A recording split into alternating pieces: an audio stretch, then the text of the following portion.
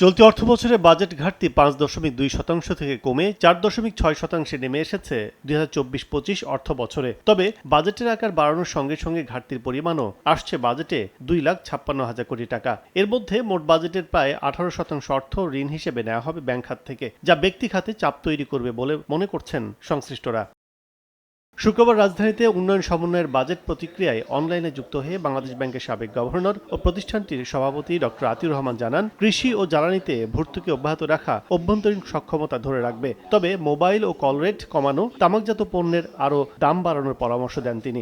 IMF এর চাপ থাকা সত্ত্বেও কৃষিতে যে তারা ভর্তুকি বা বিনিয়োগ বাড়িয়ে যাচ্ছে, এটি আমি বলবো যে অত্যন্ত একটি বাস্তবায়ক উদ্যোগ। শিল্প খাতেও কিন্তু বড় ধরনের বিনিয়োগ করবার সৌরশক্তিতে সুযোগ আছে। নগদে ৫০০ টাকা বা তার বেশি পেমেন্টে পেতে পারেন ঢাকায় জমিসহ ২০ কোটি টাকার পুরস্কার।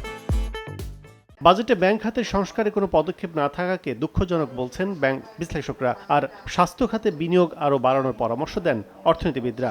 ১০ বছর ধরে আমরা স্বাস্থ্য খাতে কিন্তু ৫% আশপাশে বাজেট দেখছি। তা আমি মনে করি যে এখানে আসলে বাজেট বরাদ্দটা বৃদ্ধি করা আরও সুযোগ ছিল। সরকারকে তার নিজের সমস্যা, তার নিজের আবর্জনা মুক্ত করে সেখান থেকে আবর্জনা সরিয়ে নিজেকে প্রমাণ করতে হবে। I wants to go forward. সরকার দক্ষ মানব সম্পদ গড়ে তুলতে চাইলেও জাতীয় বাজেটে বরাদ্দ কম বলে মনে করেন খাত বিশেষজ্ঞরা। কাজল আব্দুল্লাহ, সময় সংবাদ, ঢাকা।